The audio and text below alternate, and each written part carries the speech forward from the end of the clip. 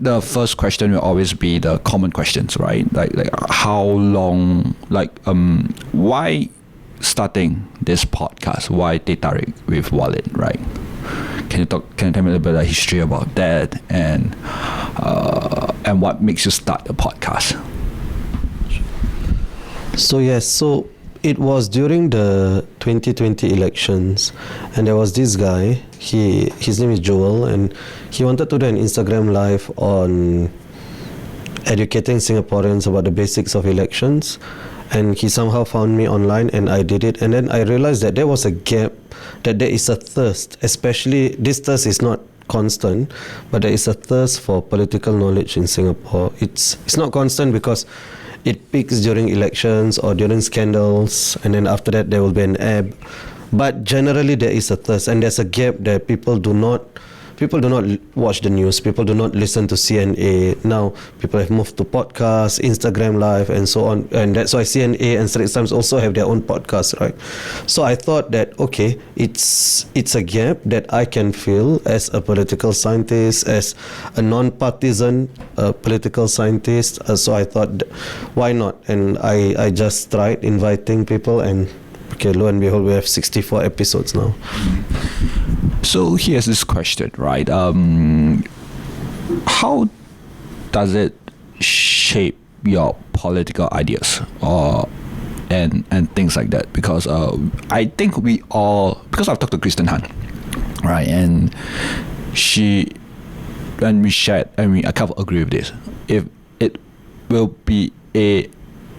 wouldn't be, we are all interested in politics. It's just that we are not interested in our local politics because of various reasons, right? So, what's your idea about like if do you agree with that? Not really. I don't really agree with the statement about what we all care about politics, but not local politics. I don't really agree with that. I think there's a substantial amount of people who really do not care about politics. And as the saying goes, and I always tell people this, you may not care about politics, but politics damn sure cares about you. Every single one of our life decisions, not every single one, but most of them are affected by what goes on in politics. As to why Singaporeans do not care about politics, it's a few reasons. One, I think Singaporeans have been what I would say depoliticized. To not think about politics, to not care about politics that much, leave politics to the elites. Second, of course, situation in Singapore financially, materially is quite comfortable, so there is less of an incentive to be interested in politics. The more this changes, the more people will be interested in politics. And of course, the third one is maybe, if you think about Maslow's hierarchy of needs, right? So at the bottom is physiological needs, basic needs. Once that's met, then people want higher aspirations, self-actualization, self-realization. And I think we are getting there, which is why you see amongst younger people there is more of an inclination towards wanting to know about politics. Now, I wouldn't say it's super high, but it's at least an improvement from previously. But I think that this statement includes me as well. Like we have a form of idea of what politics might be, and that is very clouded with either the Western ideology or the Chinese ideology. So my family, right, my mom and dad is very Chinese based ideology, where they think that the Chinese media is slightly more truth. I myself, I am leaning towards a more libertarian kind of like ideology. So I believe that anything goes. But I'm not an anarchist, right? So I think that because we grew up in a very different era when it comes to politics, right? And when it comes to what we believed in, right? So here's this one thing that I want to ask is, what is Singapore politics then, or what do you think about what Singapore politics then? Okay, so before I answer that question on what is Singapore politics, so go back to the point you made when you said Chinese versus Western, right? So Of course, there are differences in civilizations, the Chinese civilization and Western civilization for sure. But if you talk about politics itself, what is Chinese politics? Or is it Xi Jinping politics? Is it CCP politics? Or don't forget that leftist politics in Singapore was pioneered by the Chinese educated, right? And that was very leftist, very socialist, which is not the CCP version of politics, right? And I think what you're referring to is the East versus West international politics kind of dimension. And in the West, of course, you have the right, you have the left, you have the libertarians and so on. I'm actually quite intrigued to know why you are libertarian as well. Yeah, and so I think we must understand exactly what we are talking about when we say, whether somebody is Western or Chinese. And of course, I think those categories are useful, but we just need to elaborate more. And on Singapore politics, well, politics is ultimately the distribution of power. It's about power, who gets power, how we get it, and so on. So Singapore politics, as it stands today in 2023, is ultimately a story of PAP hegemony. Hegemony means institutional and ideological dominance. That's the simplest definition of hegemony. So the story of Singapore politics, I would say, is the origins of PAP hegemony. So that's Operation Cold Store, merger and separation, and then the sources of PAP hegemony, which includes the institutions it controls and the ideologies it possesses, like survival, meritocracy, multiracialism, and so on. And the challenges, the manifestations of PAP hegemony in our system through race and religion, through our laws and so on. And then finally, the challenges to PAP hegemony, which comes in the form of the opposition, which comes in the form of inequality and so on. But ultimately, as it stands, the story of Singapore politics is a story of PAP hegemony, ultimately. Okay, so because I think let's address this. I consider myself a libertarian because I think that everyone is fair in a sense where you should. I believe in free economy, and what I mean by free economy means the government does not step in. You have a super small government. You can do whatever you want to do, right? If it doesn't cause any violence to anyone. So violence, it means like no theft, no nothing, no murder, no physical and no property damage. That's why I'm more inclined to that. And I believe in the freedom of speech a lot. And when I say freedom of speech, I mean you can say anything unless it is violence, right? Unless it's a threat against someone. Yeah. So that's it. And I think that's how governance, for what I think that would be the peak governance. So that's why I'm leaning more towards libertarian. And that's it. If Singapore politics going the way it is, because we have this conversation and a lot of scandals are coming through right now, right? Here is this one thing that I would like to ask is, do we get to see a change though? Like, or is there is a change good? You know what I mean? Because it seems like the story of Singapore isn't, or in historical sense, the story of Singapore, it feels like it's the story of PAP and not the story of like what's before, so what Singapore may be. Because I think I come from a place where the history of Singapore is it will be an interesting story, but it will be an interesting soap opera, because the country is involved in a lot of. The country history should not be just involved in just a physical sense, not like China, not like US, not like Germany, right? But in the sense where how the country is being involved in the various, like Johor, like the Sultan of Johor at that point of time, and then you have Indonesia as well, and all the historical context as well. So, yeah, so that's what I think. Okay. So definitely the story of Singapore didn't start with PAP. I mean, even the Bicentennial Committee, which is an officially endorsed committee by the government, produced the 700 years the history of Singapore. And basically Singapore is part of the Malay world. Our history, we cannot extricate it from the history of the Malay world. I mean, it's not that hard also, you know, you go over to JB, you look across Harbourfront, and you know that we are smack in the middle of the Malay world. It's just that we are in denial. I think a lot of us still are. But partly also that part has been played down. When we say Raffles is the founder of Singapore, what did he found? And he had a treaty with the Malay ruler in the same story when we say he founded. So it wasn't like a deserted island or anything, right? But that's part of political narrative and myth making, I would say.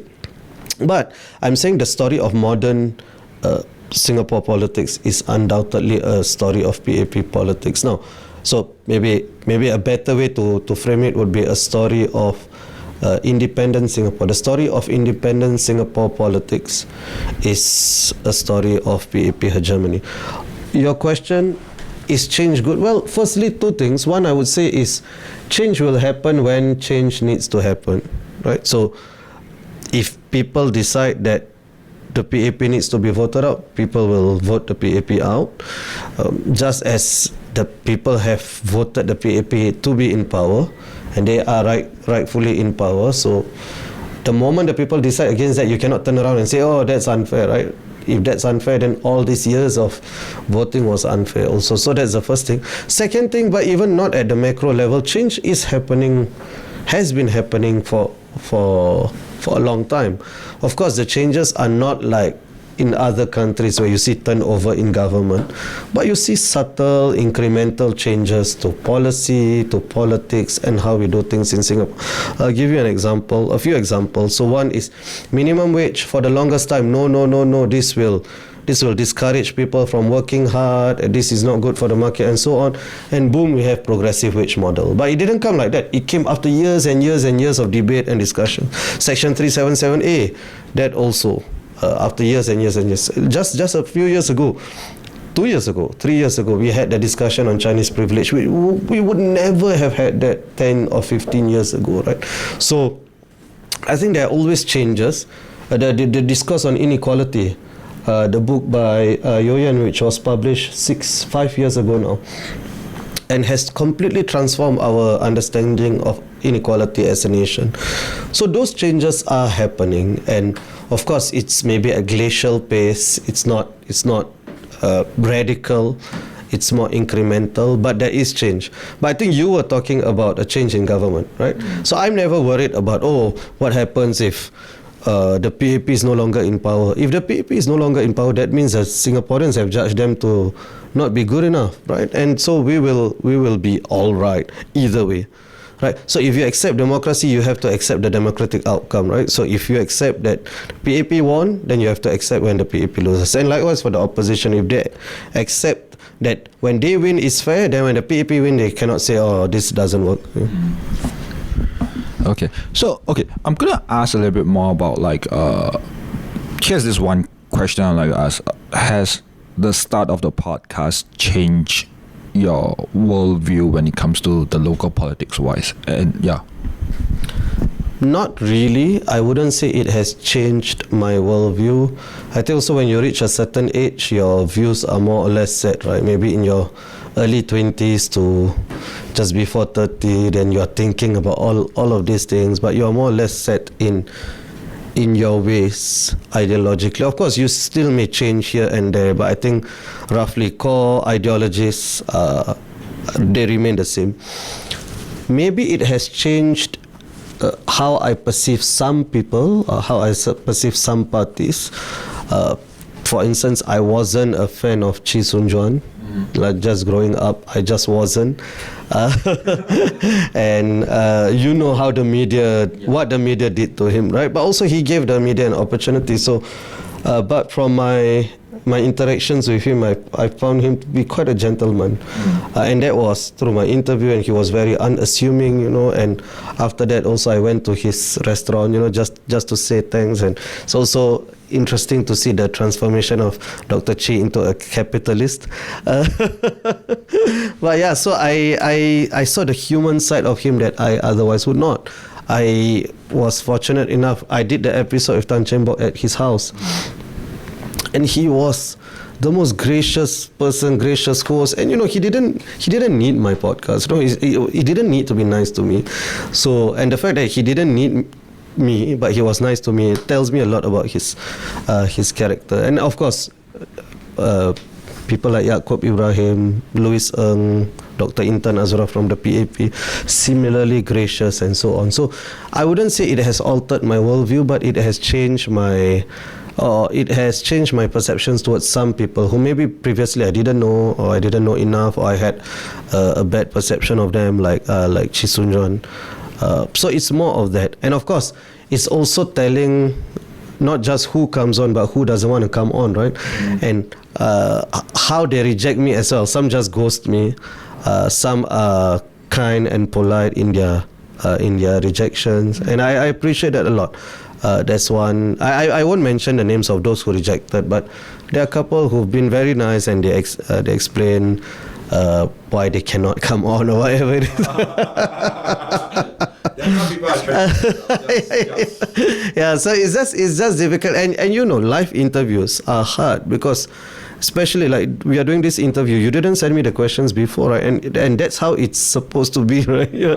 Because, and for politicians, they may trip up, and they, especially from the ruling party, they would be very careful, so they wouldn't. Some get their PAs to reply to me instead. Some just go. So I also can sense who are the ones who are kinder to me. At least I don't know whether they are kind in person, but they're kinder to me even through their rejections. I've talked to Chee Soon-Juan. Like I'm very lucky to have him. I think I am his first podcast guest, podcaster to go talk to him. Yeah. So, and I myself, I have a little bit how should I say, a more neutral stance against Chee Soon-Juan until I managed to talk to him. So, and I don't get a lot of politicians on my podcast. The reason is because I don't want to turn it to like a full political podcast, right? Here's this one thing where are there guests that you want to bring in, and have you reached out to them? Can I ask this question? Yeah, of course.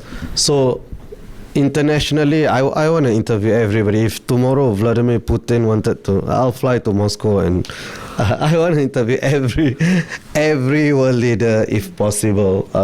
But if you're talking about more realistically, so I've done quite a few with Singapore and Malaysian politicians as well, right? So I would like to interview the current Prime Minister, Anwar Ibrahim. I would love to interview him. Like, I have so many questions for him. And I want to ask him about, the contradictions and so on. But I would love to interview him. That would be sort of my next.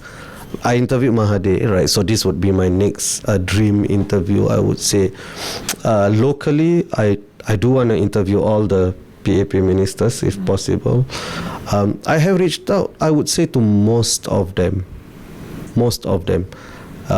And I haven't gotten a yes yet, but I won't give up. Every now and then I will ask them. I'm trying to get former SM Taman.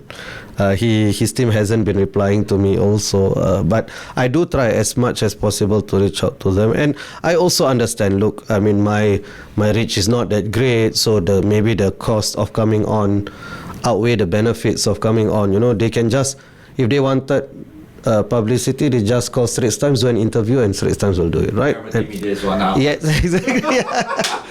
And then the interviews will also be more curated, probably, right? Than in a podcast where it's just on the fly.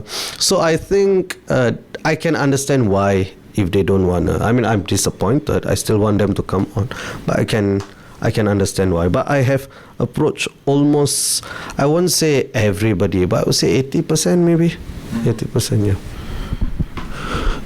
Well, here's this question that I would love to ask, because I don't agree in a lot of the questions that are when it's curated, right? Yeah. But here's this question I'll ask, like, would you ask if I'm not so sure how to phrase it correctly so that it won't sound like condescending, but it does like would you ask hard questions, or would you like, okay, like, oh, I have to filter out because of this gas of it, because of the position that he held, for whatever reasons are. Do you filter out your questions, or do you just go, okay, this is a hard question, I need to ask it, and why? Right.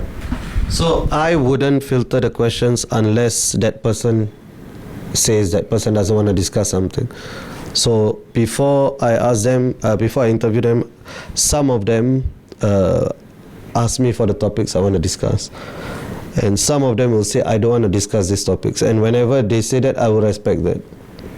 I will not touch the topics that they don't want to, because for me it's also a gentleman's agreement. If a lady or whatever it is, you get what I'm saying, a gentleman's agreement, right? You come on my podcast, you're my guest, so I also don't want to be rude to you, right? But if you don't have no such inhibitions, for me the sky is the limit. My first question to Mahathir was, you said others are a dictator, weren't you a dictator yourself? And this is Mahathir, right? But of course, he is very seasoned. It's not his first time doing a difficult interview. Yeah? So he is not thin-skinned.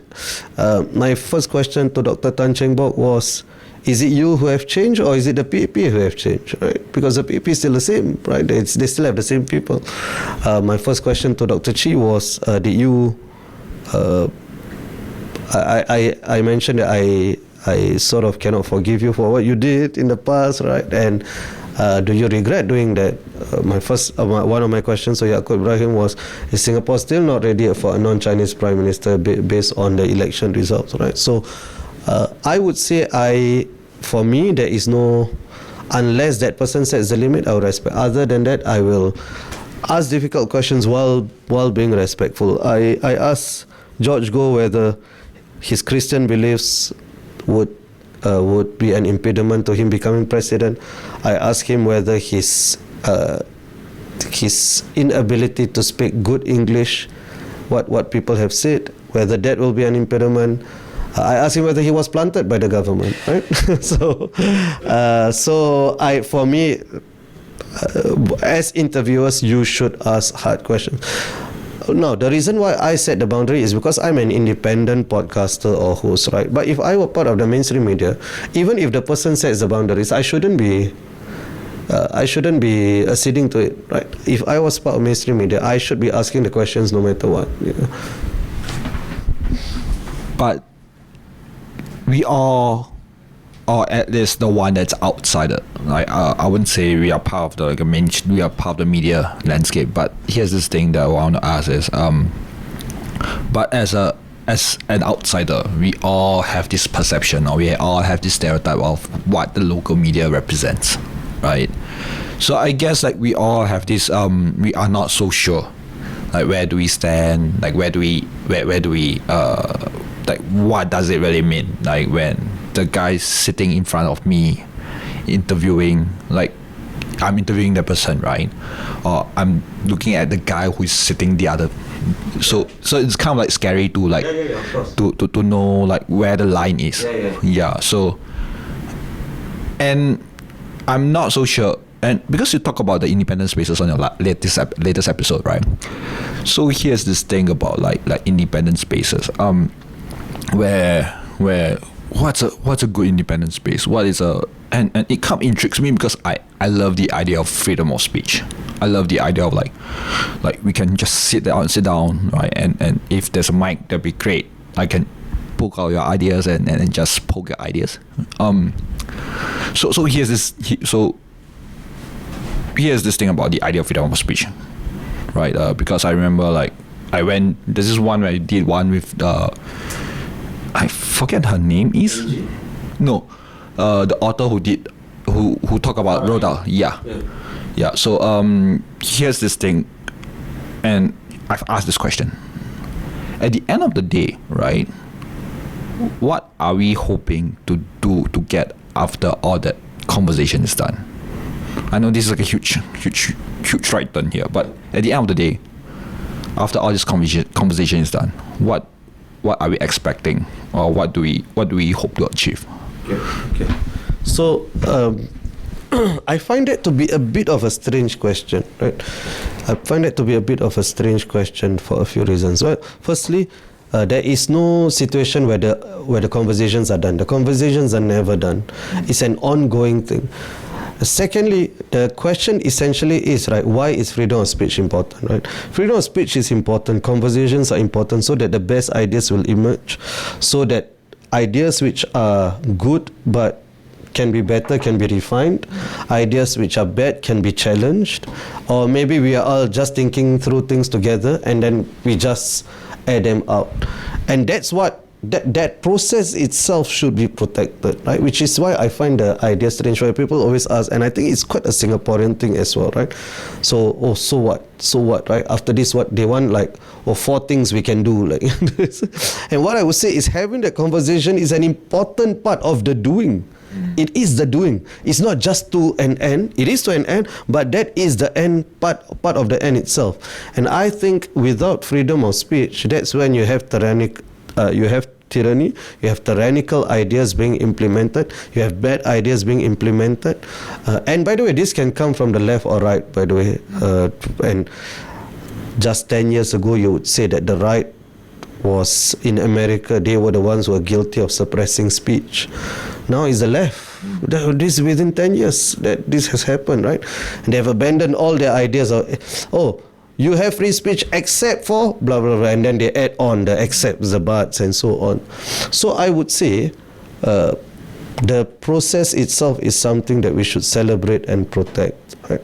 But even then, why do you have those conversations in order? Well, why do I have those conversations? I want to raise the level of political awareness, that's one. Make people more comfortable, make politics more accessible by making people more comfortable discussing politics and showing it. I am showing it, demonstrating it by debating with people, by discussing with opposition politicians, which a lot of people don't even want to be seen with in public, right? So I want to show that, hey, it's okay, and it's okay to discuss politics with ministers, it's okay, and it's okay to have disagreements as long as we know how to manage them. So that demonstration is also important, and also hopefully good ideas come out of these conversations. Yeah. And I would say politicians always have to be tested for their ideas, right? And I think it's something we don't do enough in Singapore. Here's this one thing that I would ask, because I think it's also part of our political apathy, part of the reason why. Here's this, I remember talking to PJ Tam. I remember talking to Kristen Han as well. I remember talking to Chee Soon Juan as well. We talk about this, and Chee Soon Juan not that much, but here's this one thing that I want to ask is, because I remember, like, we in secondary school, we are being talked about, like, the government will come out and do the debate thing, such as the idea of POFMA, where you have a committee members and you start talking about it. It does feels a little bit of like, okay, it's kind of standoffish, because the government had their own ideas. I think that sometimes it feels like there's no discussion to be made, there's no advances to be made. So it's also the impression of, like, okay, look, the government is always right? Like, why do we even step in the first place? So I think it's kind of like scary to merge into that conversation. Sometimes you're not told, like, how do we get into that. Sometimes you're not told, like, oh, there's this discussion that we need that we can get into until, like, 2 days or one week before that I know, oh, okay, shit, they changed Film Act, they changed, like, maybe that some units have, some part of the government body had a bigger power instead right now. So I really don't know where this line of conversation will end, in a sense that will direct to, right? The direction of this conversation will be.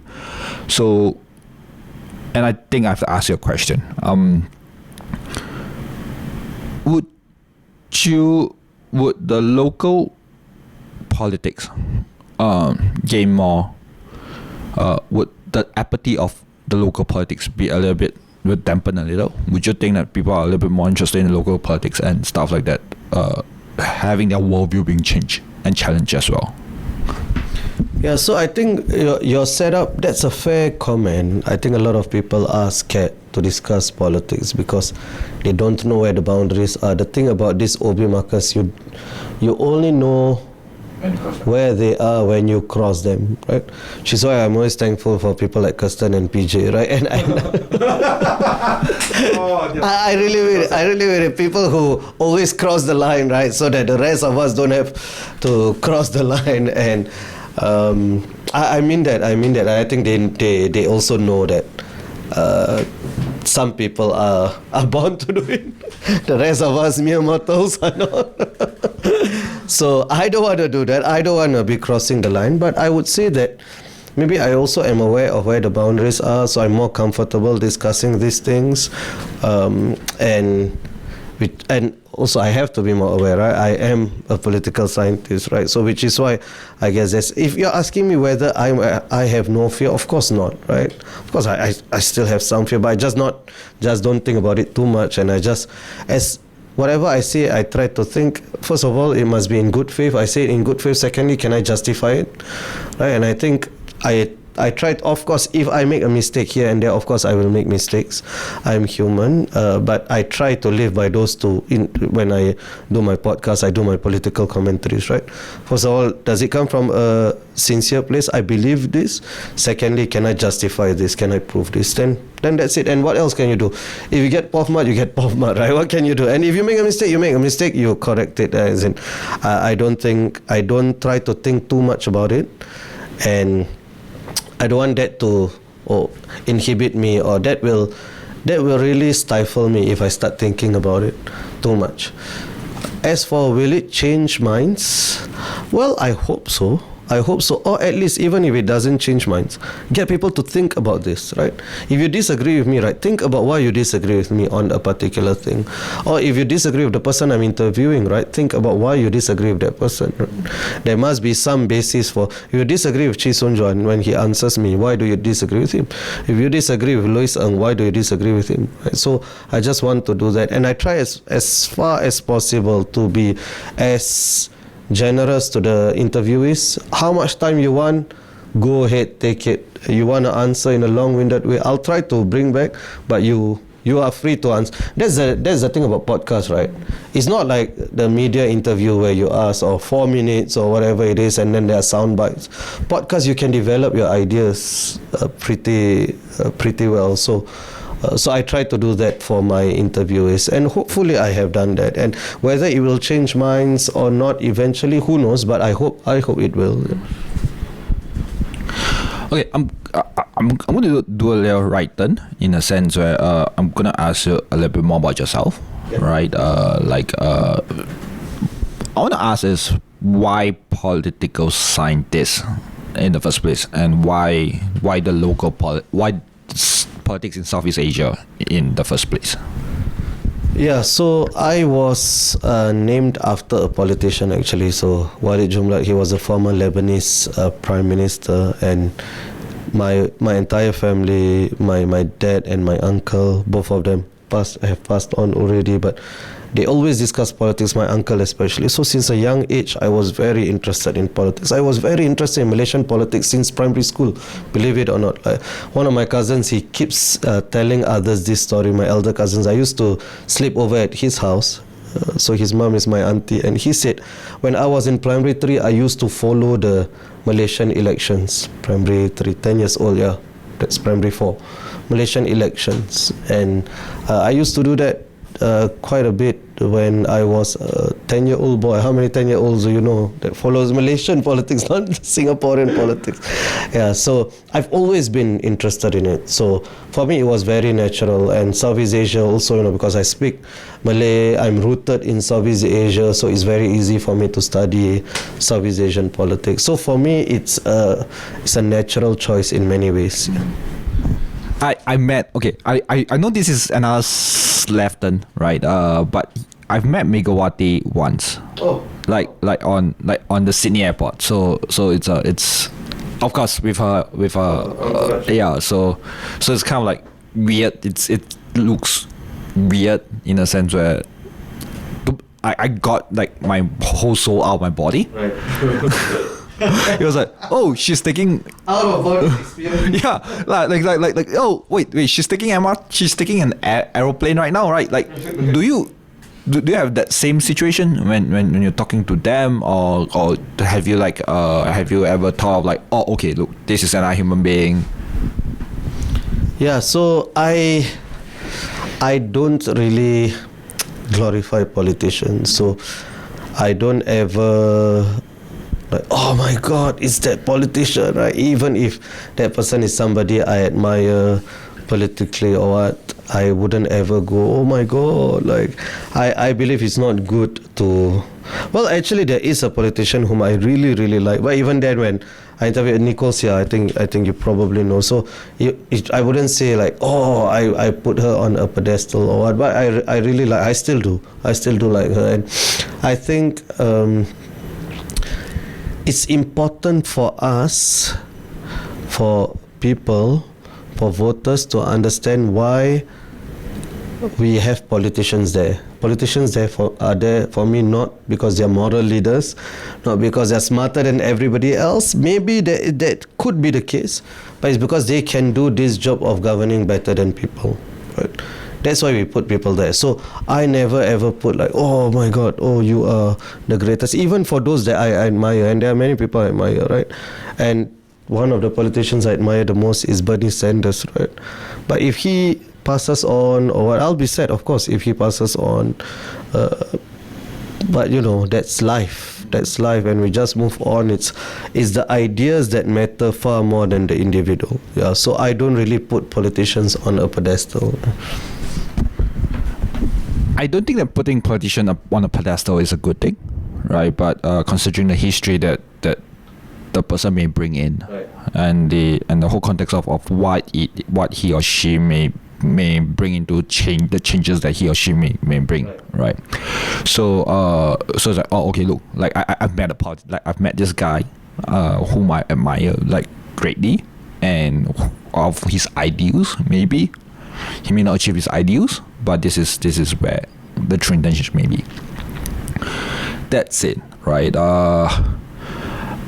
Here's this question, and I think that nobody is able to.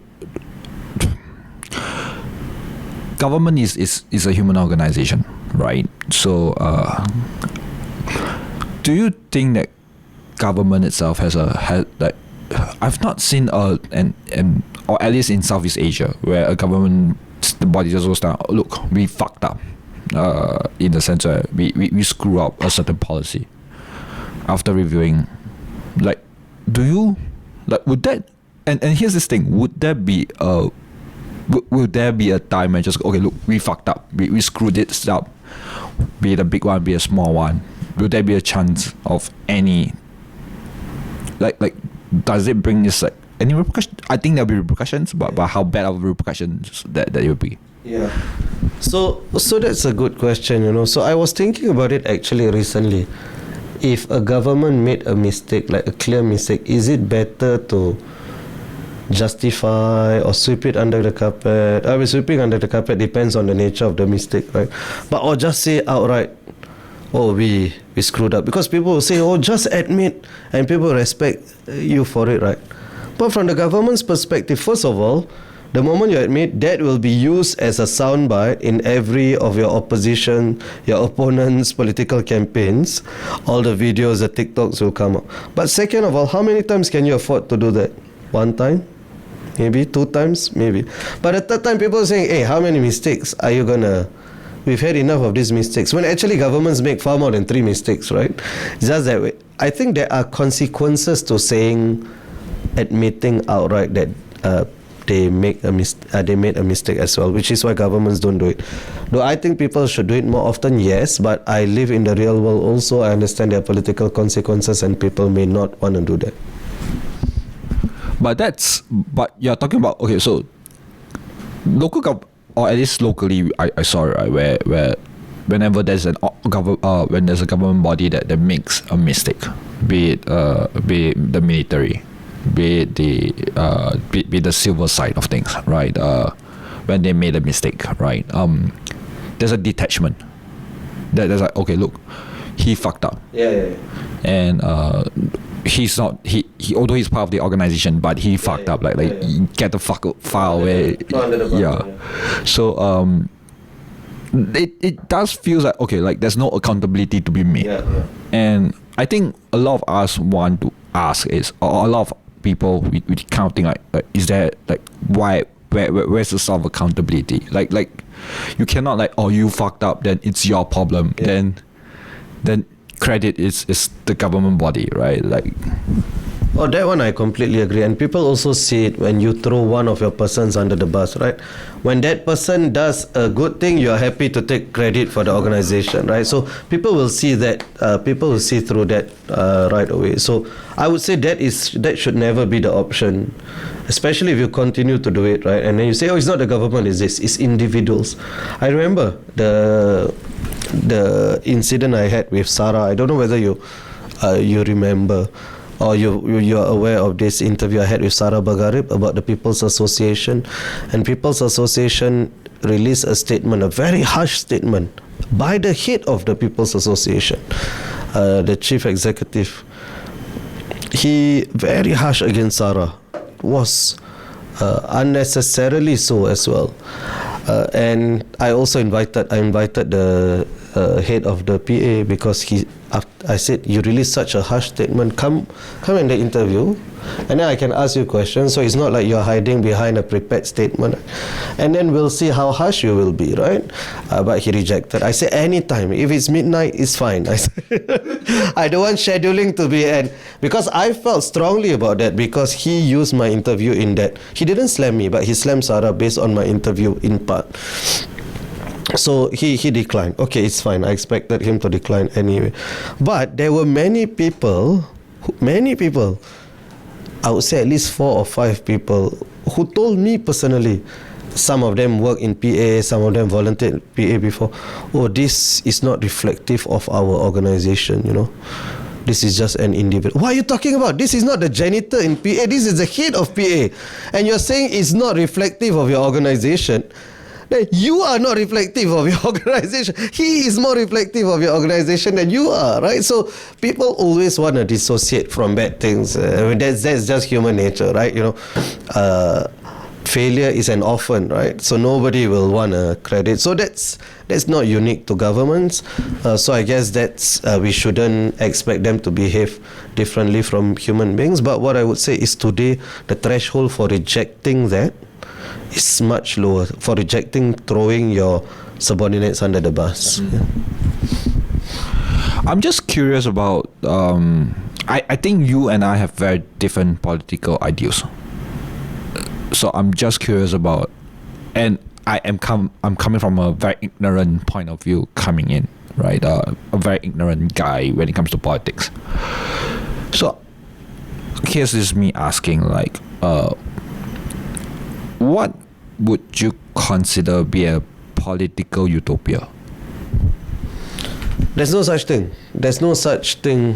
So if we wanna achieve something which is utopia, then I think the standards are already unrealistic, unnecessary, right? So there's no perfection this side of heaven. So we shouldn't strive for that, but we can strive towards greater political equality. So I am, like you, I am a huge believer in the personal freedoms, right? Those must be protected, especially freedom of speech. It must be protected, right?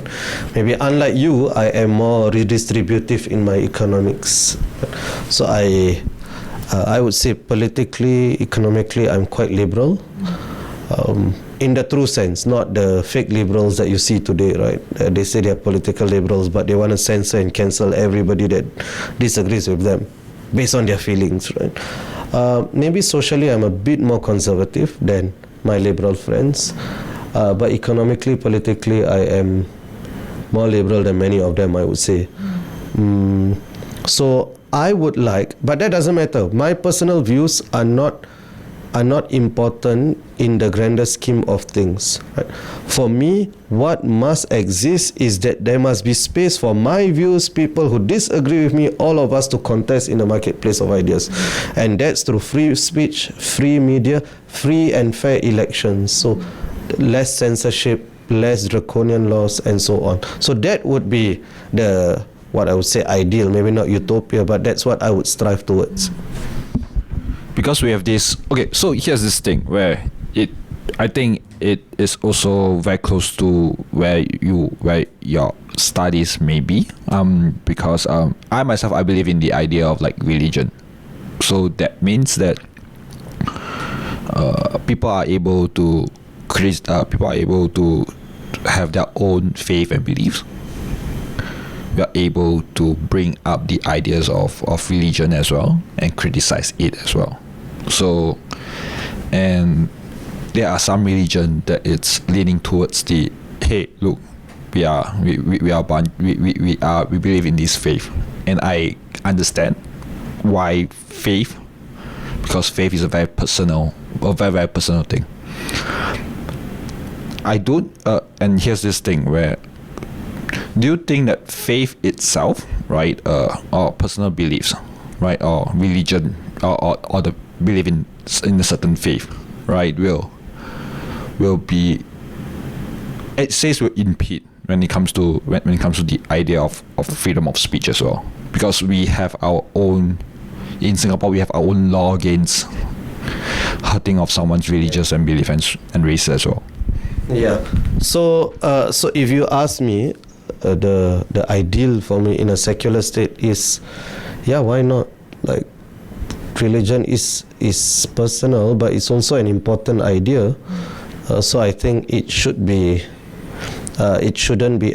See, as a Muslim, I'm not afraid if somebody criticizes my faith. There is nothing that a person in 2023 can say that is new, that has not been said in the past 1,400 years of Islamic history about Islam.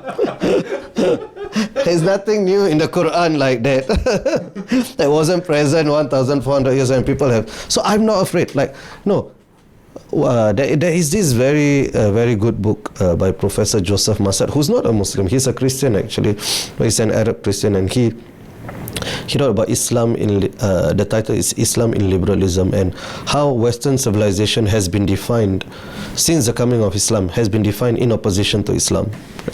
And Dante's Inferno was a critique. Part of it was a critique about the Prophet of Islam. Western civilization is full of literature that criticizes the Prophet.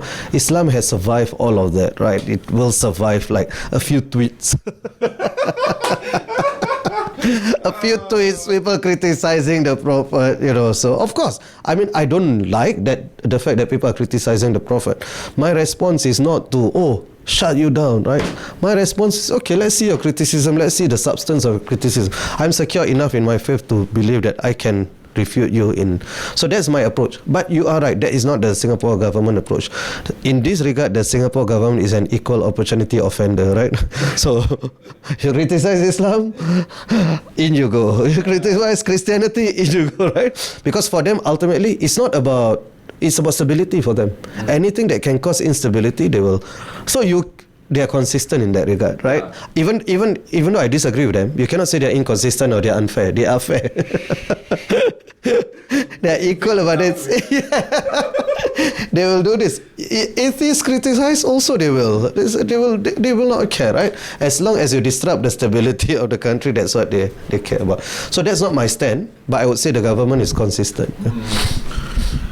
Because it, I would say Islam has gotten a huge boost when it comes to, at least in the past 10 years, when it comes to, or 20 years, when it comes to, when it comes to like people believing in it.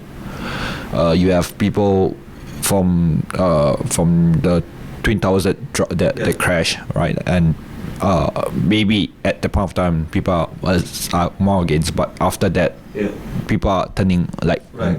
Yes. And then you have people like influencers like Andrew Tate who just convert to Islam, and everyone's like, okay, look, Islam is.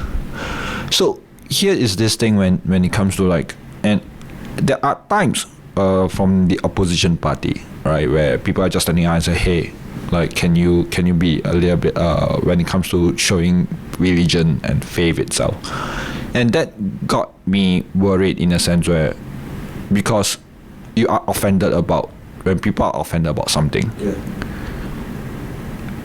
although faith is one of them, and we are very specific about faith.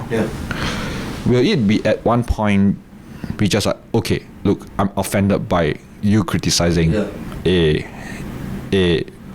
leader, a religious leader, that it is scary in a sense where I will thrown into jail. So that's the freedom of speech that I also worried about, because like, okay, there are times I just go, okay, certain religion is not good, and just say Scientology, right? Because we love Tom Cruise, right?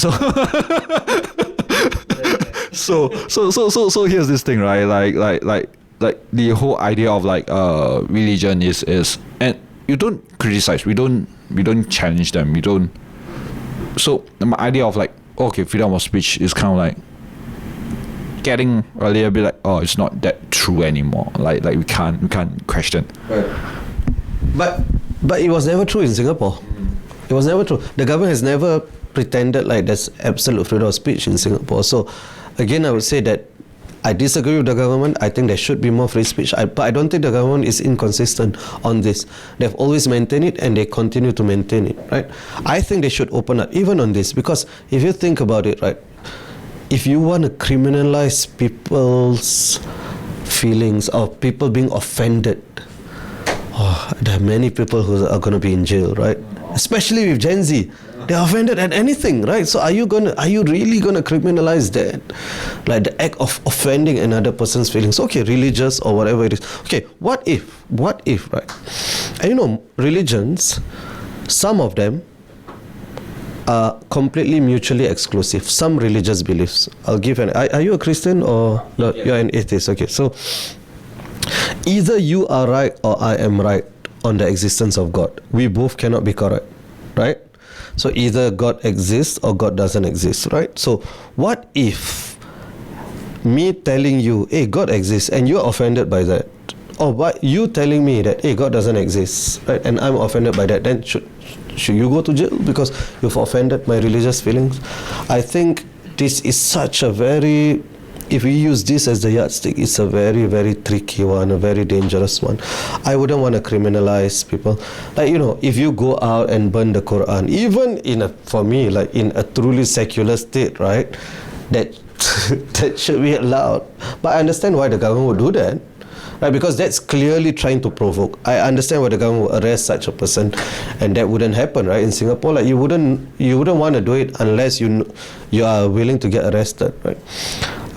But on the things where, you know, when you talk about religion, sometimes people make clumsy comments and so on. We shouldn't also be so quick to cancel. And this is true not just for religion, for anything else, I think. I got a question that I kind of like lose the train of thought, because you there's a second comment after that, right? So here's this thing about like I lose my train of thought a bit now. So here's this one thing, right?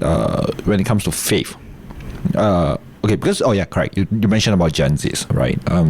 Do you find it difficult to break some of the conversation right now? Because I believe you also do lectures, right, to the younger generation.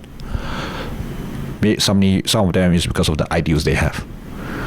Do you find it difficult to talk about certain topics? Do you find it difficult to ask certain questions, or to put into the ideas of to let them think about the questions? Definitely there are some topics which are harder, especially as a Muslim. You know, as a Muslim, I think the issue of sexuality is not the easiest topic. That's not the easiest topic as a Muslim, but I still discuss it anyway, you know. And there are some topics also, you know, that people are waiting to cancel you for. Right? Right. I mean, it's not just gender and sexuality. You know, it can be colonialism and so on. Like that discussion I had with Fara'in, right, who's a friend, but of course we disagree on this, right, on Roald Dahl, right. you want to cancel Roald Dahl, who else should you cancel? What standard should you use, right? 10 years from now, what you are writing is not going to be woke anymore, right? Then should you be cancelled as well, right? And where do we draw the line? Should I asked her, as a Muslim, do you want the Quran to be cancelled, right? And she said, oh, scripture is different. But why is scripture different? It's different to you and me. We believe it's from God, but you don't, right? You don't. So why should other people?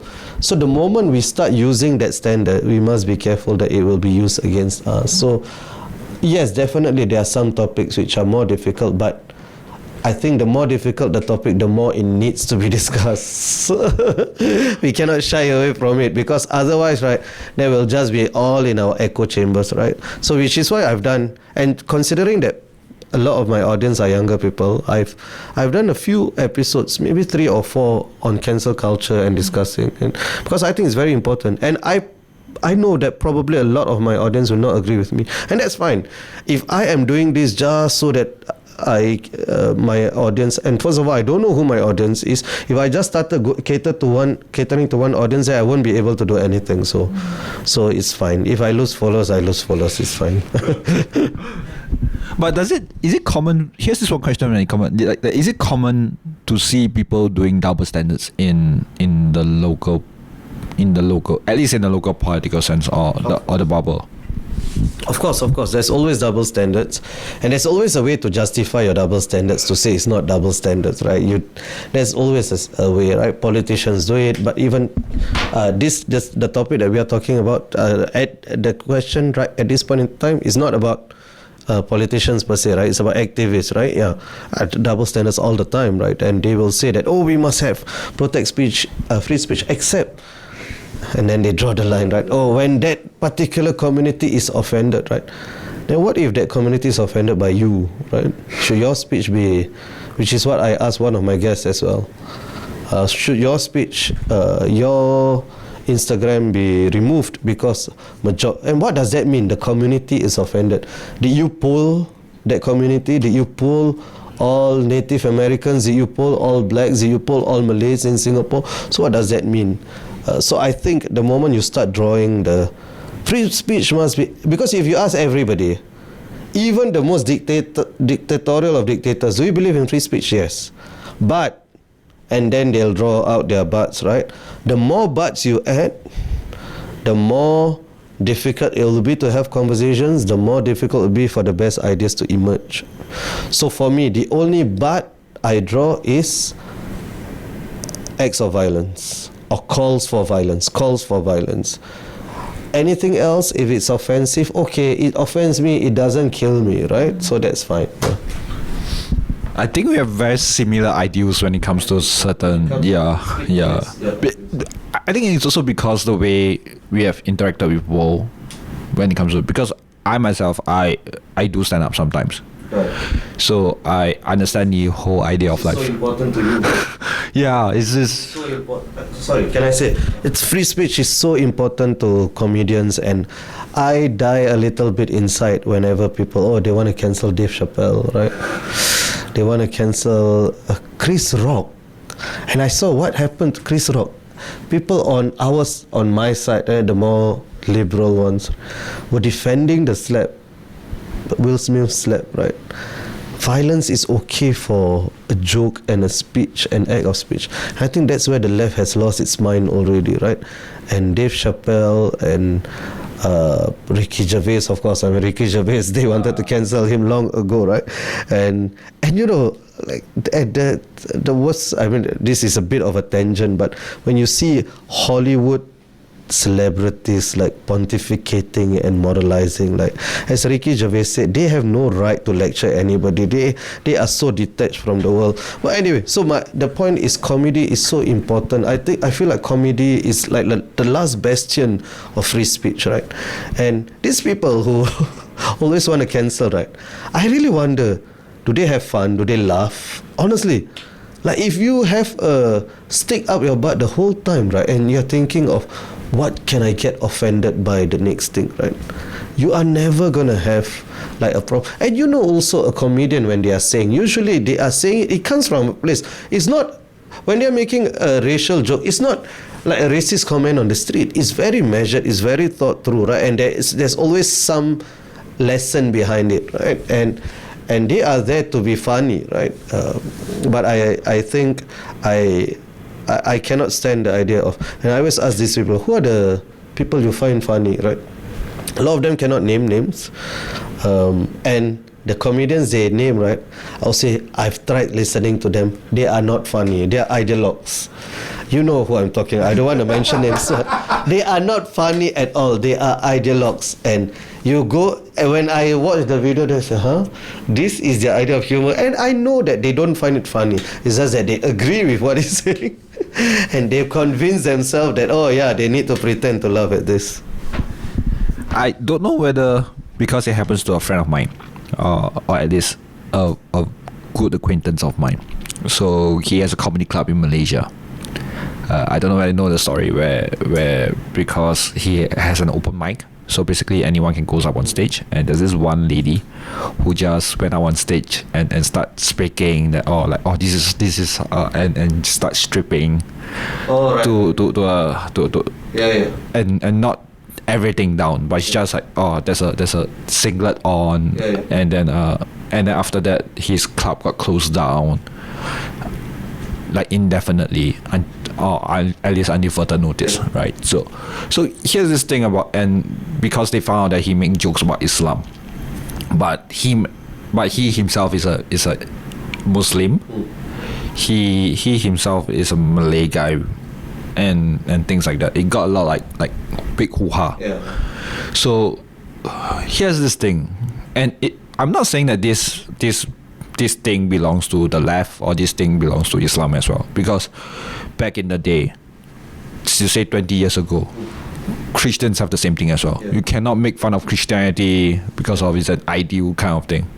I remember talking to some major politicians locally, a very big politician, and I remember him saying like, okay, you cannot make fun of that because it will make a very bad reputation against us. But I think he have kind of like opened up when it comes to these ideas. But again, it's like 20 years, 20 plus years down the line already. So here's this thing where people have this ideology, political ideology wise. People have this religion of faith wise. Their faith, when it gets, I'm not so sure bullied is a good word to use, but when it gets poked fun, because of where we as an outsider, we don't think that, so is it the same? I'm going to bring it back to your podcast. Is it the same with your podcast? Like we as podcasters, do we think that, okay, look, this is going to affect us on how we look at things, and you as a political scientist? So a few things. So one is, just because I believe in someone's right to do something doesn't mean I believe it is right to do something, right? So I am a Muslim. I do believe that it is wrong for a person to criticize my prophet or the Quran or God. I do believe it is wrong, but I believe that person has the right to do it, right? So that's different, right? You have the right to do something which is wrong, right? So that's what I would say. Of course, Malaysia is a strange place because it's a secular state with many laws which are not secular. So it's sort of a mix in between. So Malaysia can have laws on whatever it is. So I think, and also that comedian was breaking the law. So then that's a difference, right? And which is the case in Singapore as well. There are laws against that. So you are breaking the law. So it is not just an issue of rights anymore, as we mentioned. But in the States, it's very different, right? If Dave Chappelle makes fun of a religion or what, well, he's not cancelled for that. He's cancelled because of his LGBT comments, right? Specifically about transgender people or individuals. I think they have the First Amendment which protects that. So he's not breaking a law. He's breaking a social convention, which of course is determined by only a select group of people. It's not the entire country. So that's I think we need to distinguish between the two.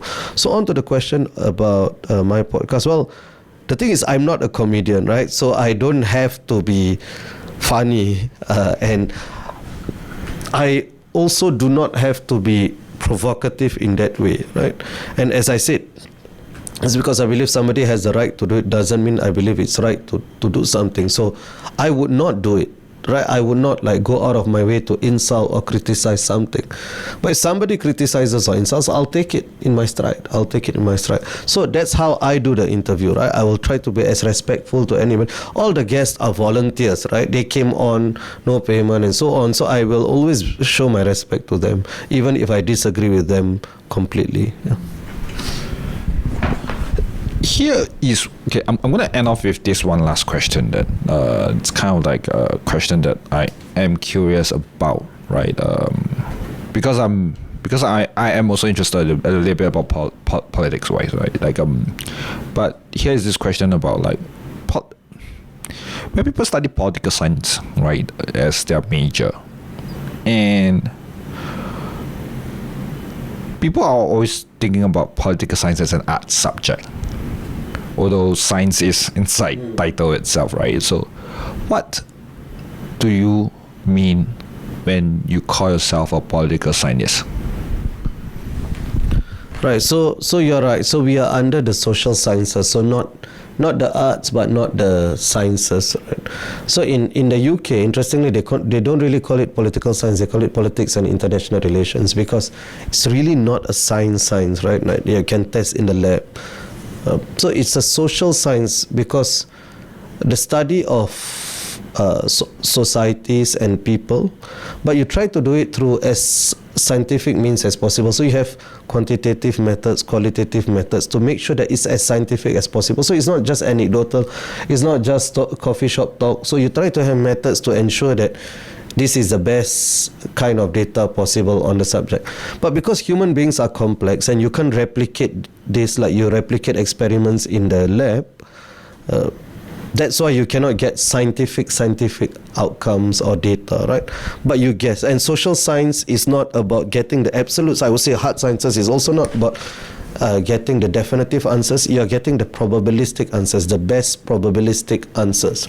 And that's what the study of political science is. You try to study human beings who make political decisions, societies that act on political decisions through as scientific a method as possible, be it through statistics or be it through qualitative methods like interviews. And if you do interview, it's not 2 interviews, you do 200 interviews to ensure that you get a good sample size of the population and try to deduce certain things, right? Yoyan's book, This Is What Inequality Looks Like. She went to rental flats in Singapore and talked to people. So that's a qualitative one. She talked to people, but as many as she could from that demographic. So that's what I would say the social sciences is about. I think I got one more question to ask. Yeah, although I think I've lied just a little bit. Okay, here's this thing about politics. Then I'm just it's a question that I've asked a lot of people. Like, what do you like to see when it comes to a political Singapore means? Okay, so on the government side, I would like to see a more inclusive space. I would like to see a fairer competitive electoral scene. So don't use POFMA so much. If you disagree, you debate. Don't use POFMA. Reduce the GRC sizes. Make political competition fairer. Don't treat your political enemies as traitors, right? Don't have to go after them every single time, right? So on the on the government side, that's what I would like to see. On the opposition side, I would like to see better candidates, and the opposition also has to step up and cannot just say, oh, we are just check and balance. They have to be bold and they have to challenge more and they have to put up candidates, and then it's fair. Then they have to be judged according to how we judge the PAP as well. On the popular side, I would like to see a greater level of awareness and involvement. So I would like to see a Singapore where everybody says, oh, I'm willing to be political, right, in our own way. And then the response by the government shouldn't be that, hey, if you want to be political, you want to talk about politics, join politics. No, politics is for everybody. It's for the cleaner, is for the professor, politics is for everybody. The professor gets one vote. My dad was a janitor. The janitor gets one vote, right? And I am a professor because of the janitor, right? He taught me what I needed to know about politics, right? And we both get one vote because the vote affects our life equally, right? So politics is for everybody. We need to understand that. Okay, so here's this one thing about, because I got reminded of a Socrates ideal where he doesn't think that everyone should get a vote, right? It's only the selected elite few, right? So, and I myself, I do have an idea of, I believe in the idea of like, you don't vote if you don't want to, but that isn't the case locally. And a lot of people are asking me like why wouldn't you want to vote when your vote matters? I have my answer to that, but I do think that is it really a true democracy when you are being forced to vote? Well, nobody forces you to vote. In Singapore also, voting is compulsory. Doesn't mean you have force. You are not going to be jailed if you don't vote. You just, before you want to vote in the next election, you just pay $50 or what, and usually even that can be waived off. So I don't think you are forced to vote in Singapore. And I think you are right. I think ideally people should be allowed to not turn up as well. Although that has consequences as well. When voter turnout is less than 50%, the government of the day doesn't have the quote-unquote legitimacy that it wishes to. I think any government that wins fairly has the legitimacy. But people may say, I didn't vote for... But it's your fault, you didn't turn up, right?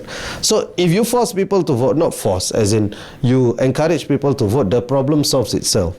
So I would say, yes, you may not want to vote, and it may be your choice, but go turn out and spoil the vote instead of not turning out at all.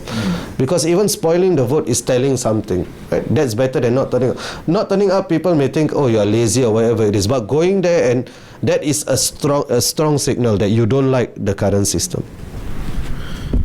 I think that's the best way to end the episode. That's the best way to end the podcast. Thank you for doing this. Thank you. It was my pleasure.